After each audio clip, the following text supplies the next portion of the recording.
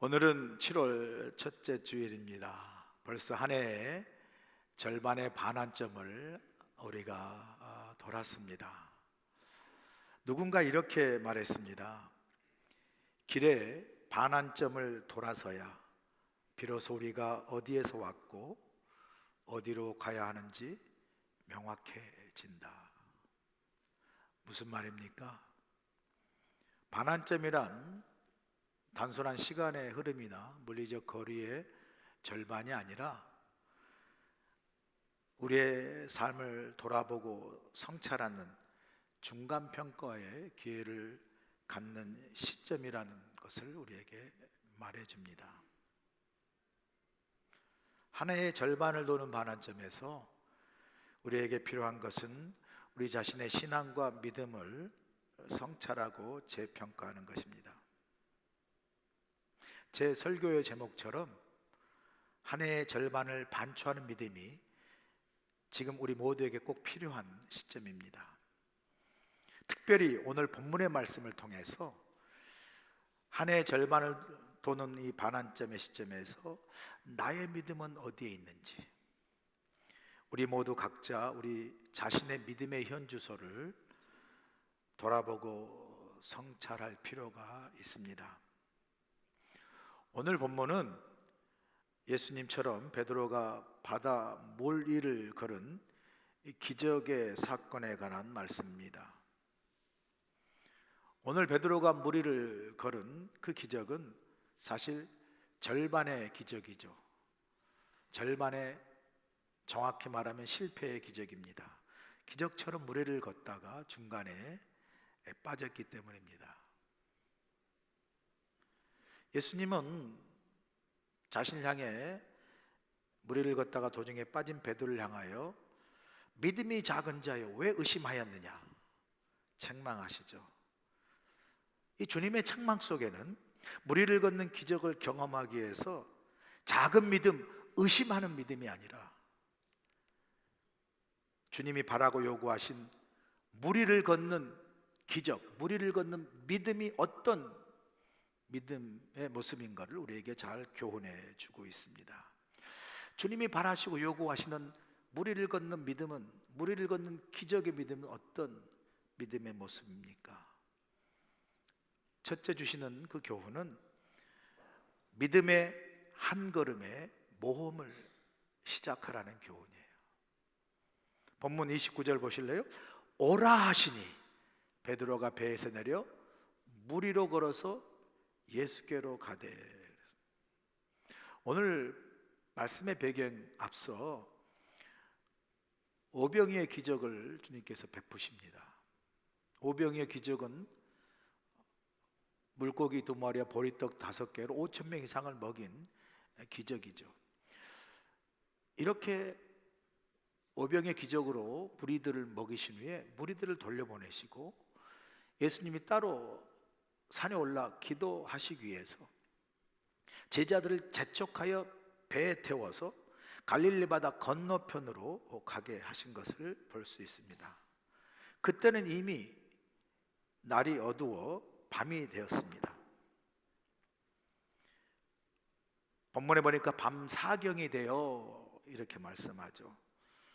밤사경은 새벽 3시부터 6시까지 사이를 말하는데 이 밤사경에 되어 아직 제자들이 탄 배가 갈릴리 한바다 가운데 있을 때 커다란 풍랑이 일어서 배가 전복될 위기 앞에 제자들이 두려움 가운데서 고난을 당하고 있다라고 말씀합니다. 그때 제자들이 풍랑 속에서 고난을 당하고 있을 때 누군가가 바다 위를 걸어서 제자들 향해 걸어오는 거예요.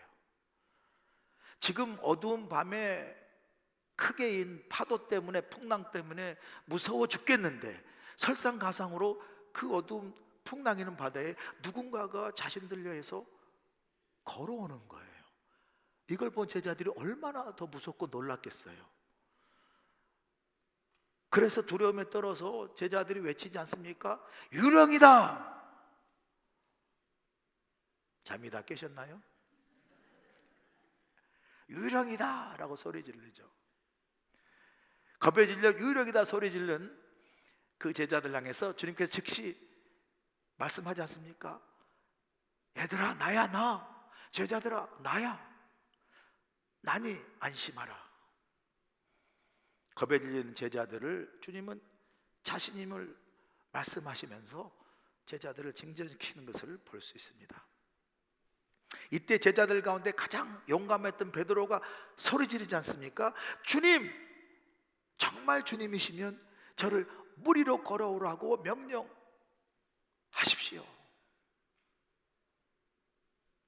하여튼 베드로는 꼭 끼워해요. 어디든지 끼워. 항상 앞서 나가요. 그래서 실수도 많이 하지만 그래서 주님이 참 또 좋아하시기도 하잖아요. 주님이 정말 주님이시면 나를 물 위로 걷게 하도록 명하십시오. 그럴 때 예수님께서 그래 오라 come 명하시자 베드로가 배에서 내려 물 위로 걸어서 예수님께 향해 나갑니다. 지금 무슨 일이 벌어지고 있는 거예요? 베드로가 물 위를 걷는 기적을 지금 경험하고 있는 거예요. 우리는 여기서 베드로가 물 위를 걷는 기적을 경험하는 그 기적의 시작은 바로 믿음의 한 걸음의 모험에서부터 기적이 시작되는 것을 볼 수 있지 않습니까? 지금 베드로가 탄 배, 제자들이 탄 배는 풍랑 때문에 파손될 위기 속에 있습니다. 이 상황에서 배라는 이 존재는 베드로와 제자들이 의지할 수 있는 가장 안전한 도구잖아요. 이 배는 베드로의 생명과 안전을 지킬 수 있는 가장 안전한 안전지대, 영어로 말하면 safe zone, comfort zone이잖아요. 가장 안전한 안전지대라는 거죠. 그런데 베드로가 물 위를 걷는 기적을 경험하기 위해서는 이 안전지대인 배에서, 이 세이프 존인 배에서 나와야 한다는 거죠. 여러분, 배 안에서 물 위를 걸을 수 있습니까? 누가 배 안에서 물 위를 걸을 수 있어요? 무섭다고 안전하다고 배 안에서만 머물러 있으면 물 위를 걷는 기적은 경험할 수가 없는 거예요. 본문에 보니까 come, 오라 명하신 예수님 말씀을 믿고 배를 떠나 풍랑이 있는 바다 위를 믿음으로 한 걸음, 그 풍랑이 있는 바다 위에 믿음으로 한 걸음의 발을 내디딘 그 모험을 통해서 베드로는 풍랑 있는 바다 위를 건너 놀라운 기적을 경험한 거예요. 베드로는 풍랑 속에서 자신이 믿었던 안전한 배보다 오라 명하시는 예수님 말씀을 믿는 믿음의 모험을 선택한 거예요. 이게 우리에게 필요해요. 신앙생활은 우리에게 믿음으로 한 걸음 내딛는 이 믿음의 모험의 한 발자국, 이게 필요합니다. 내 삶의 안전지대에만 머물러 있으면요, 우리 절대로 믿음의 능력과 기적을 경험할 수 없습니다. 배 안에 있으면요, 절대로 바다 위를 걸을 수가 없어요. 배라는 우리가 정해놓은 이 한계, 배라는 우리가 정해놓은 이 경계선을 뛰어넘어 믿음의 한 걸음을 그 풍랑이는 바다에 내디딜 때 배 안에서 두려워 떨면서 경험하지 못했던 하나님의 놀라운 능력과 역사를 배 밖에 우리가 정해놓은 경계선과 한계선을 넘어 존재하는 하나님의 능력과 역사와 기적을 배를 떠나는 믿음의 한 걸음을 걷는 그 걸음 속에, 그 모험 속에 우리가 경험할 수 있는 거예요. 그래서 여러분, 헬렌 켈러가 이렇게 말합니다. 잘 아시잖아요. 듣지도 못하고 보지도 못하고 말하지 못한 인생의 삼중고를 갖고 살았던 헬렌 켈러가 이렇게 말합니다. 인생은 과감한 모험이던가 아니면 아무것도 아니다. 삶의 도전과 모험이 없는 인생은 아무것도 아닌 것에 반하여 삶의 도전과 모험을 통해서 우리는 인생의 진정한 의미와 성취를 경험할 수 있다라고 말하는 거예요. 배라는 나이가 정하는 한계와 그 경계선을 넘어 믿음의 한 걸음의 모험의 발걸음을 내디딜 때, 이 배를 떠나는 믿음의 한 걸음이 여러분 풍랑의 바다 위를 걷는 여러 걸음의 발걸음이 되게 합니다. 이 한 걸음, 믿음의 걸음이 바다 위를 여러 걸음으로 걷게 하는 놀라운 능력을 경험하게 하는 거예요. 지난 2월 우리 케냐 마사이족, 아프리카 케냐 마사이족 선교대를 다녀오지 않았습니까? 다녀온 분들 중에 우리 여자 권사님이 간증하셨던 간증을 여러분 혹시 기억하실지 모르겠어요. 이 권사님이 간증하는 간증을 들으면 이분은 홀로 자녀와 가족의 생계를 다 꾸려갈 사람이거든요.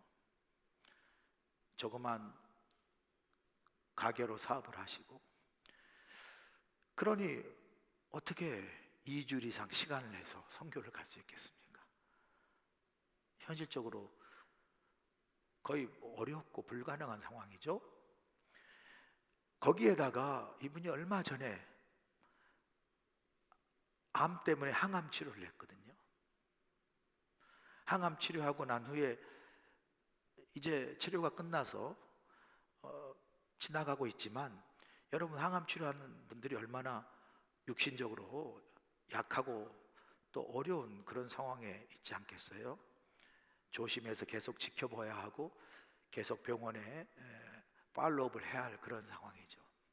그렇게 볼 때 현실적인 삶의 상황이나 자신의 현재 몸의 상태로 봐서 절대로 선교를 갈 수 있는 상황이 아니기에 아프리카 케냐 마사이족 선교대 한다고 할 때 전혀 자신과 상관없는 일이라 생각을 했겠죠. 그런데 어느 날 하나님께서 예전에 자신이 하나님께 소원했던 그 소원을 생각나게 하신 거예요. 젊은 시절 하나님, 내가 꼭 주의 복음을 위해서 내가 선교를 가겠습니다 라는 소원이 왜 꼭 생각나고 날립니까? 그런데 성령께서 생각나게 하셨겠죠. 그 소원을 마음에 두고 기도하는 가운데 아프리카 케냐 선교대에 참여하기로 결심을 합니다. 여러분, 이 결심은요, 이분에게는 큰 믿음의 모험을 위한 결단이죠.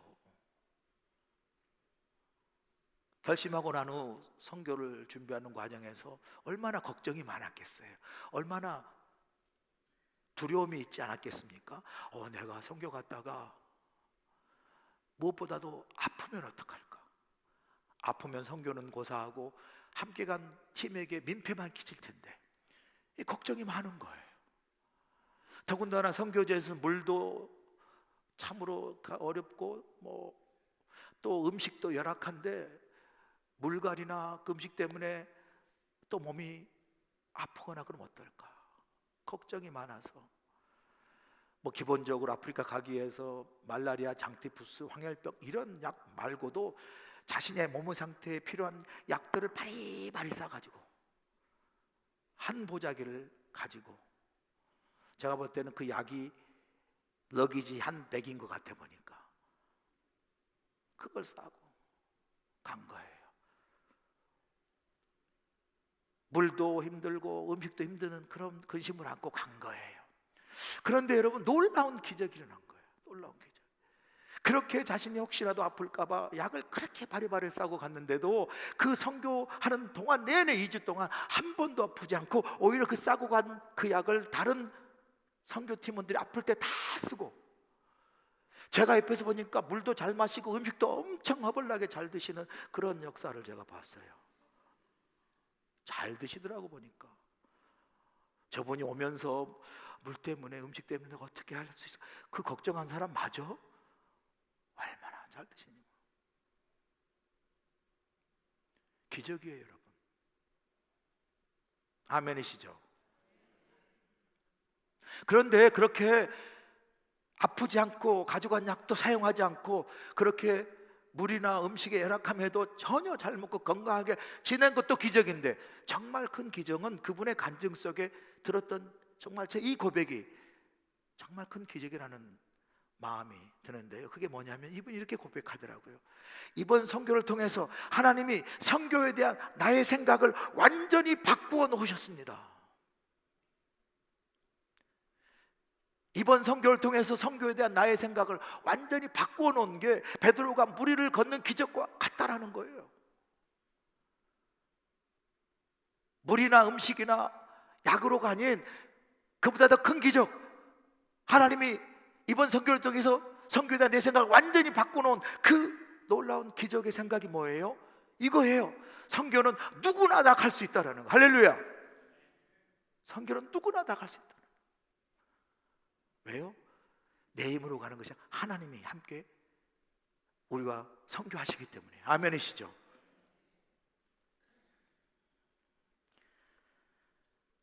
사랑 성도 여러분, 배를 떠나야 무리를 걸을 수 있어요. 내 삶의 안전지대를 떠나서 오라, come 부르시는 주님의 그 부르심에 믿음으로 응답하며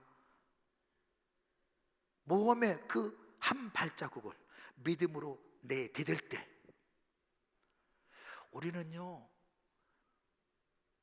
우리가 삶에서 경험할 수 없는, 내가 배 안에서만 머무를 때 경험할 수 없는, 내가 배로 그어놓은 내 한계와 내 경계선 안에서는 경험할 수 없는 그 한계선 넘어 경계선 배 밖에서 역사하신 하나님의 놀라운 은혜와 능력과 기적을 경험하게 될 줄로 믿습니다. 제가 그래서 여러분에게 묻고 싶어요. 지금 여러분 삶 속에 혹시 성령의 음성과 성령의 너지, 여러분을 찌르는 그걸 통해서 come, 오라 라고 부르시며 여러분의 그 믿음의 한 걸음의 모험과 그 응답을 요구하는 것이 있다면 무엇일까? 단순히 무리를 걷는 기적이 아니라 주님께서 come 하면서 내 믿음의 응답을 요구하시고 내 믿음의 한 걸음의 모험의 걸음을 내게 요구하시며 나에게 다가오시는 삶의 어떤 부분이 있다면 무엇인지 한번 생각해 보세요. 주님이 come 하며 내게 오라 하신 그 믿음의 한 걸음을 내딛기를 원하는 것이 우리의 시간일 수 있고 우리의 물질일 수 있고 우리의 봉사일 수 있고 우리의 희생일 수 있고 우리의 헌신일 수 있습니다. 여러분, 저 원래 모험 싫어해요 라고 말하지 마시고 여러분의 그 있는 자리에서 한 걸음 믿음의 걸음을 내딛는 그 모험의 시작, 한 걸음 믿음의 한 걸음의 시작을 통해서 하나님이 여러분을 통해서 역사하시는 그 은혜와 능력을 경험하시기를 주를 간절히 축원합니다. 두 번째 우리에게 주시는 교훈은 단순한 믿음의 능력을 경험하라는 거예요. 본문 30절 보실까요? 바람을 보고 무서워 빠져가는지라 소리질러 이르되 주여 나를 구원하소서 하니 그래요. 여러분, 베드로가 무리를 걸을 수 있는 것은 그의 능력이 아니었어요. 엄밀히 보면 come, 오라 라고 부르시는 예수님의 그 말씀을 그대로 믿었던 그의 단순한 믿음으로부터 기적이 시작되는 걸 보게 됩니다. 이게 단순한 믿음의 능력이에요. 단순한 믿음은 맹목적인 맹신이나 무조건적인 믿음이나 무식한 믿음이 아닙니다. 여러분, 오해하지 마세요. 단순한 믿음은 어떤 상황에서도 오직 하나님을 전적으로 신뢰하고 오직 주님만을 전적으로 믿는 믿음을 말하는 거예요. 오늘 본문의 베드로처럼 주님께서 오라, come 명하신 그 말씀을 그대로 믿고 눈앞에 파도가 치든 어떠든 상관없이 그 말씀 그대로 믿고 발을 내디어 나아가는 이 믿음, 이게 단순한 믿음이에요. 베드로를 보세요. 오라는 말 듣고 풍랑치고 거친 파도 위를 그냥 발을 내딛고 걸어가는 그 베드로 모습을 보면, 야, 이게 얼마나 맹목적인 거 달라요. 이거는 그냥 얼마나 주님을 순수하게 믿고 나아가는 그 순수하고 단순한 믿음이 보이지 않습니까? 그렇게 해서 주님만 바라보고 정말 그 말씀 그대로 순수하게 믿고 나가는 베드로는 당당하게 그 거친 파도의 바다 무리를 걸을 수가 있었어요. 그런데 오늘 본문에 보니까 그렇게 주님을 바라보고 순수하고 단순한 믿음으로 걸었던 베드로가 그의 시선을 돌려서 주변의 여러 환경과 상황을 바라보고 그의 시각과 생각이 복잡해질 때 베드로는 물에서 빠져 바닷속으로 들어가는 걸 보게 됩니다. 제가 한번 설교하면 생각해 봤어요. 그렇게 주님만 바라보고 순수하고 단순한 그 말씀대로 믿고 걸어갔던 베드로가 주님으로부터 시선을 돌려서 주변을 바라보고 생각하는 복잡한 그 시선과 생각이 있었다면 어떤 생각을 베드로가 했기에 그렇게 걸어갔던 베드로가 물에 빠졌을까? 제가 베드로라고 생각해 보니까 이런 생각을 했을 것 같아. 주님을 보고 걷다가 시선을 돌려서 주변을 바라보며 복잡한 생각 중에 하나가 이런 것 같아요. 제가 적어봤어요. 한번 들어보세요. 여러분도 한번 생각해 보세요. 아, 내가 진짜 물 위를 걷는 거 맞아? 지금 바다의 파도의 높이가 얼마나 되지? 지금 막 부는 바람의 속도는 얼마나 되나? 내가 물 위를 걷는 걸 제자들이 보고 있나? 내가 두고 온 제자들의 그 배는 안 뒤집어지고 그대로 있나? 아마 시선을 주님께로 떼어 주변의 복잡한 생각이 다름 아닌 뭐겠어요? 주변의 바람과 파도와 제자들과 배를 돌아보는 이 복잡한 생각이 베드로가 물속에 빠지게 하는 원인이 된 거예요. 참, 그래서 여러분 이 시간 담대하게 말하고 싶어요. 믿음은 복잡한 것이 아니에요. 믿음은 단순한 겁니다. 상황이 복잡한 게 아니라, 상황이 복잡해서 뭐 하지 않다는 게 아니라, 복잡해도요 믿음은 단순한 것은 왜요? 단순하게 말씀으로 믿고 나가는 믿음은 우리 것이고 복잡한 상황을 컨트롤하시 해결하시는 건 하나님이시기 때문에 그래요. 아멘이시죠? 그래서 여러분, 우리에게 필요한 건 복잡한 믿음이 아니라 어린아이 같은 단순한 순수한 믿음이 필요하다니까요. 여러분, 아이들 키워보셨잖아요. 아이들이 걸음마를 이게 배울 때 아이가 어떻게 걸어야 하지 생각하면서 걷는 아이 봤어요? 아이 보셨어요? 아이들 여러분 걸음마 뛸 때 걷는 방법도 모르고 어떻게 걸을까 생각도 없이 엄마가 아이 우리 애기 이리 와 이리 와 이리 와 이리 와, 너무 하이피치네 이거. 이리 와 하고 막 부를 때 아이가 아무 생각 없어요. 가다가 뭐 어떻게 걸을지도 모르고 가다가 넘어지면 다칠 것도 생각 없이 그냥 엄마가 부르는 그 모습 가지고 무조건 엄마한테 달려오잖아요. 기억나시죠? 걸음마 뗄 때. 그러다가 넘어지면 누구 책임이에요?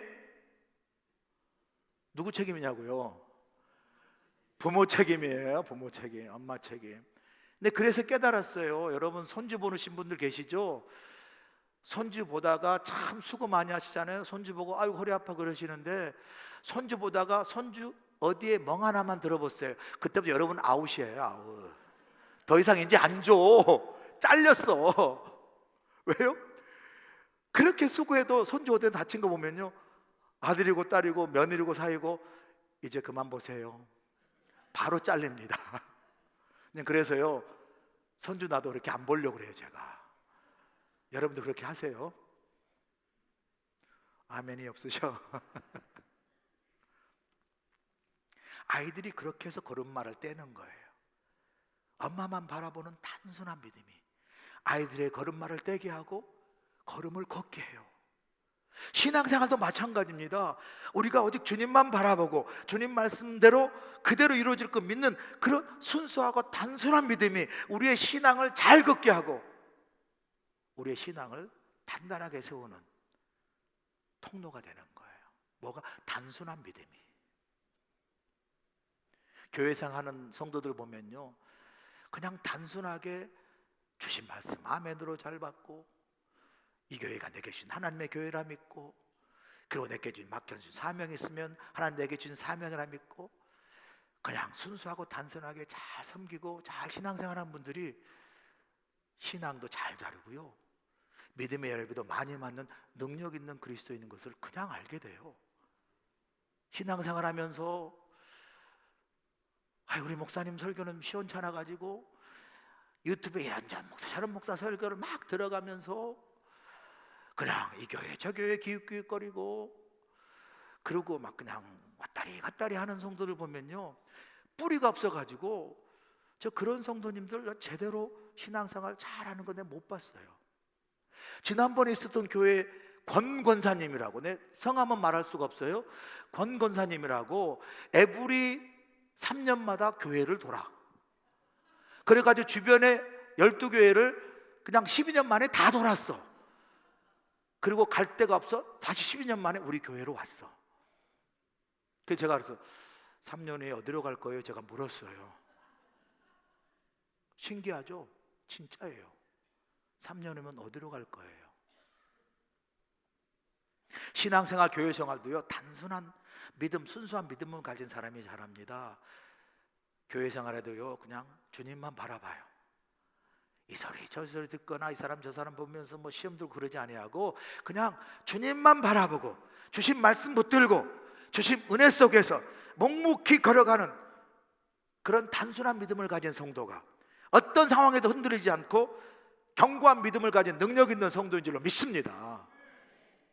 경영 컨설턴트이자 전문 코치인 게리 켈러라는 사람이 쓴 최근의 베스트셀러, 아마존 뉴욕 타임스인데요, 베스트셀러인 One Thing, The One Thing이라는 거죠. 이 책이 있어요. 오직 한 가지 이런 뜻인데 One Thing이라는 책인데, 이 책에서 복잡한 세상을 이기는 이 단순함의 능력을 강조한 책인데, 이 책에서 이렇게 말합니다.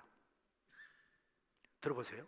성공은 단순한 한 가지에 집중할 때 비로소 이루어진다. 우리가 인생에서 정말 중요한 것에 집중할 때 그 집중이 다른 모든 것을 정렬시킨다 그래요. 저는 이 인용구가 우리 믿음 생활에도 적용할 수 있다고 생각합니다. 우리가 인생에 예수 그리스도를 주로 믿고 그 주님을 믿는 믿음을 내 삶의 가장 중요한 넘버원 프라이어티, 가장 중요한 우선순위, 가장 중요한 한 가지로 집중할 때 하나님은요, 내 삶의 다른 모든 것을 정렬시켜 주시고 그 정렬된 삶의 질서 속에서 모든 일 합력해서 선을 이루게 하시는 하나님의 축복을 우리가 경험하게 하실 줄 믿습니다. 이게 하나님 중심으로 사는 믿는 사람의 형통함의 축복이에요. 하나님 앞에 이런 하나님에 집중하는 믿음에, 주님에 집중하는 믿음에 집중하는 이 단순하고 순수한 믿음이 필요해요.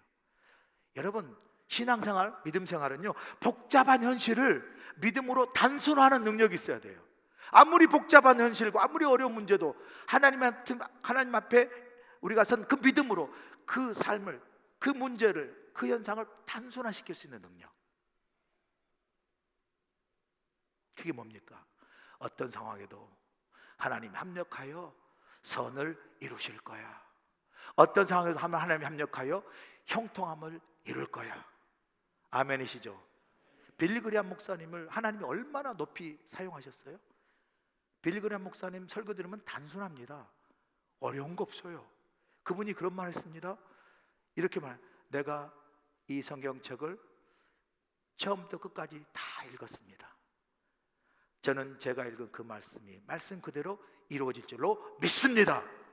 아멘. 빌리그레함 목사님 말씀이에요. 이 절대적으로 하나님을 신뢰하는 단순한 믿음이 그 하나님의 놀라운 복음의 지도자로 사용하신 줄로 믿습니다. 여러분, 믿음은 단순합니다.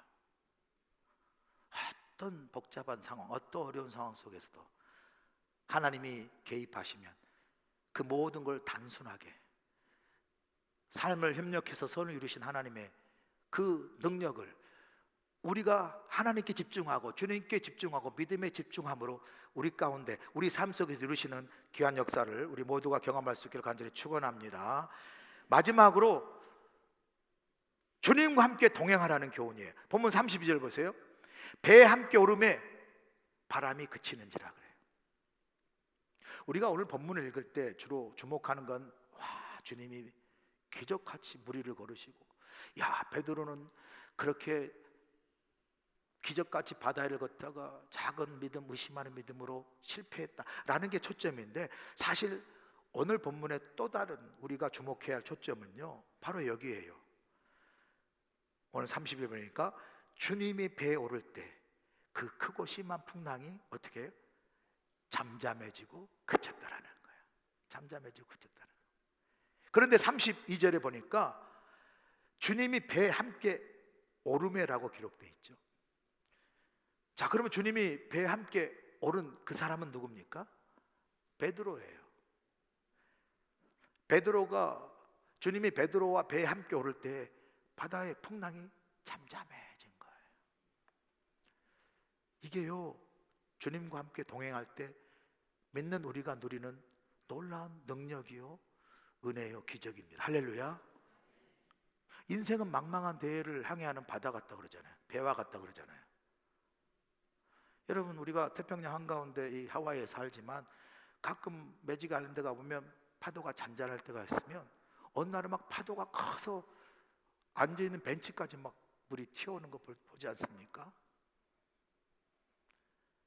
인생이 바다를 항해하는 배와 같다면 잔잔할 때도 있지만 예기치 않게 불어닥치는 폭풍과 풍랑 속에서 우리가 어떻게 그 커다란 풍랑을 헤쳐나갈 수 있겠습니까?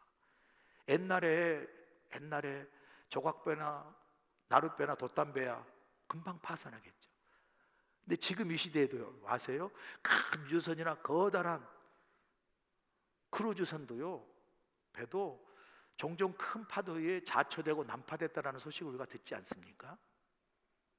그러니까 인생의 어떤 항해를 우리가 배가 되어 항해할 때 그 큰 풍랑과 파도 우리 헤쳐나가지 못합니다. 그 풍랑과 파도 속에 우리와 함께 계신 주님이 우리에게 필요한 줄로 믿습니다. 주님이 필요해요. 그런데 오늘 본문에 보니까 주님이 베드로와 함께 배에 오를 때 풍랑이 잠잠해지는데, 그렇게 배에 함께 올랐을 때 풍랑이 잠잠해지는 그 평온함에 앞서서 전제된 조건이 있는 걸 우리가 보게 됩니다. 그 조건이 본문 31절이에요. 보세요. 예수께서 즉시 손을 내밀어 그를 붙잡으시며 이르시되 믿음이 작은 자여 왜 의심하느냐 하시고 말씀하세요. 베드로가 무리를 걷다가 빠지기 시작할 때 주님이 왜 믿음이 작아서 의심하느냐 책망하시면서도 물에 빠진 베드로를 붙잡아 건져내 주시죠. 아마 상상해 보면 베드로가 걷다가 물에 빠질 때 막 두 손을 들면서 주님 살려주세요 했을 거예요.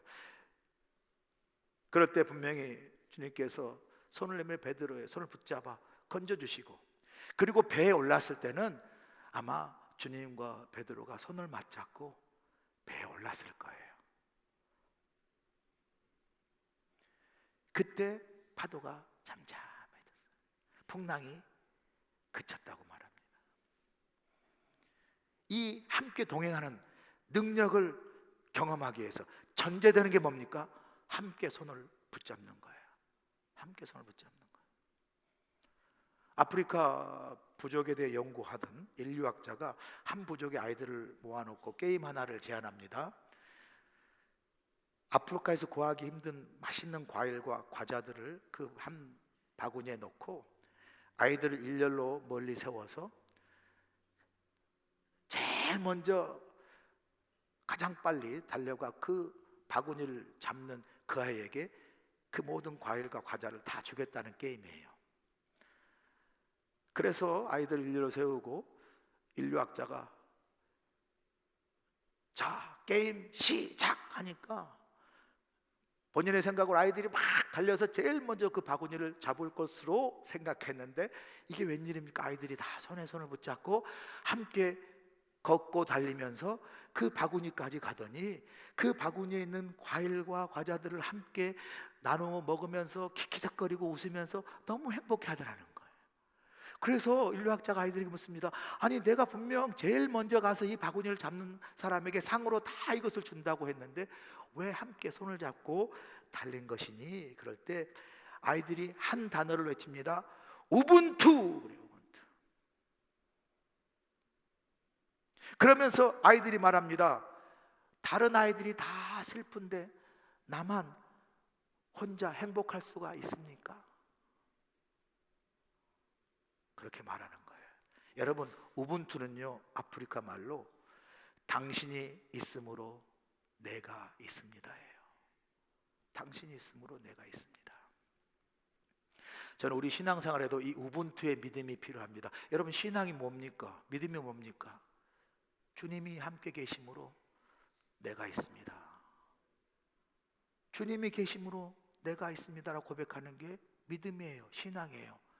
주님 없으면 나도 없습니다. 그래서 주님이 계시면 나도 있습니다라고 말하는 게 신앙의 믿음입니다. 여러분, 교회 생활이 뭐겠어요? 교회 공동체가 뭐겠어요? 주님 안에서 우리가 서로에게 당신이 있으니 내가 있습니다. 당신이 없으면 나도 없습니다. 돌아와서 우분투, 당신이 있으니 내가 있습니다. 나는 이 우분투의 믿음이 주님을 향해서, 우분투의 믿음이 서로를 향해서 함께 할 때 주님과 동행하는 행복한 신앙생활, 우리가 함께함이 행복한 교회 생활이 될 줄로 믿습니다. 여루 작가인 정여울 씨가 쓴 책 그때 알았더라면 좋았을 것이라는 책이 있어요. 후회 없는 인생을 살기 위해서 스스로에게 인생에 대한 질문을 던지며 성찰하는 그런 책인데요, 이 책의 마지막 장에서 이렇게 말합니다. 세상에서 가장 어려운 것은 스스로에게 솔직해지는 것이다. 우리가 한 해의 절반의 반환점을 돌았습니다. 7월 첫 주를 맞아서 남은 한 해, 그 한 해를 앞에 두고 스스로에게 솔직하게 묻고 싶은 거예요. 여러분, 한 해가 얼마나 짧습니까? 한 해만 짧습니까? 인생도 짧아요. 그래서 우리 스스로에게 솔직하게 묻고 있는 거예요. 남은 한 해, 남은 인생이 후회 없는, 하나님 보시기에 부끄러운 인생을 살기 위해서 스스로에게 묻는 거예요. 나의 믿음은 어디에 있습니까? 한 해의 이 절반의 반환점이 우리의 삶과 믿음을 다시 한번 성찰함으로 남은 한 해, 남은 인생이 하나님 앞에 새로운 믿음의 여정을 시작하는 삶의 귀한 전환점이 되시기를 주님으로 간절히 축원합니다. 이제는 우리 주 예수 그리스도의 크신 은혜와 우리 하나님 아버지의 무한하신 사랑하심과 성령님의 감화 감동 역사하심이 한 해의 절반을 도는 반환점에서 하나님 다시 한번 우리 자신의 믿음과 인생을 반추하고 돌아보고 성찰하게 하셔서 남은 한 해도 남은 인생도 하나님 보시기에 기뻐하시는 믿음의 인생으로 하나님이 사용하시고 하나님이 높이 아버지 하나님, 하나님의 나라를 선포하는 우리 교회로 하나님 사용하셔서 아버지 하나님, 하나님의 나라와 하나님의 그 영광이 이 땅에 충만히 임하도록 우리 인생의 반환점을 우리 믿음의 새로운 전환점이 될 수 있도록 함께하여 주시옵기를 예수님의 귀하신 받들어 간절히 축원하옵나이다. 아멘. 해외 최초의 한인교회로 하나님의 사명을 감당하고 있는 우리 교회는 120여 년이 지난 오늘까지 굳건하게 이곳에서 자리를 지키고 있습니다. 우리 교회는 하나님의 크신 은혜와 인도하심 가운데 성도들의 끊임없는 기도와 헌신으로 우리에게 맡겨진 사명들을 충성스럽게 감당하고 있으며 모든 감사와 찬양을 올려드리고 있습니다. 성도들의 영적 성장과 양육을 위해 말씀으로 나아가며 청년이든 자녀든 젊은 노인이든 하나님의 꿈을 손에 쥐들고 함께 그 꿈을 이루어나가는 우리 교회, 우리 모두가 될 주님을 간절히 축원합니다. 속회 모임, 새가족 클래스, 성경 믹잡기, 커피 브레이크, 러브 인카운터, 1:1 제자 양육, 성경 통신 그리고 제자 훈련 등 다양한 프로그램들을 통해 하나님의 말씀을 더욱 깊이 묵상하고 하나님께 더욱 가까이 나아가도록 열심을 다하고 있습니다. 특별히 120주년을 맞은 지난해에는 기념원회 및 바자회, 한미연합성회, 독립운동 사적지 현판 제막식 그리고 교회 다큐멘터리 제작 등 다양한 사역을 통해 하나님의 크신 은혜와 인도하심에 감사하며 모든 영광을 하나님께 올려드리는 복된 한 해였습니다.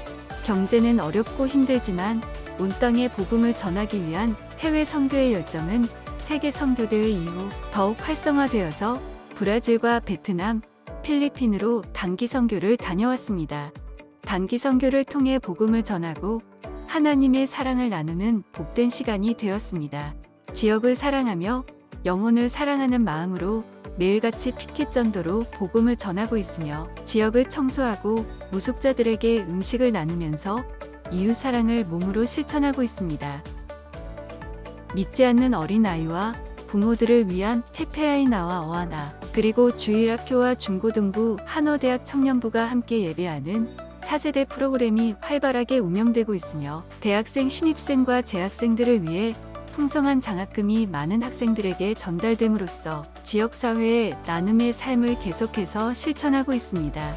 은혜로운 예배를 위해 온 성도들이 한마음 한뜻으로 예배를 드리고 있으며 특별히 1부, 2부, 3부 찬양대와 3부 열린 예배를 위해 찬양팀이 온 마음과 정성을 다해 하나님을 찬양하고 있습니다.